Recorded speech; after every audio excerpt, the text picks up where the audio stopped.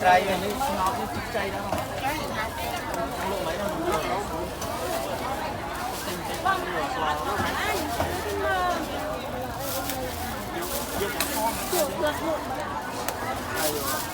Làm con, 7 con nữa, con tích lên rồi.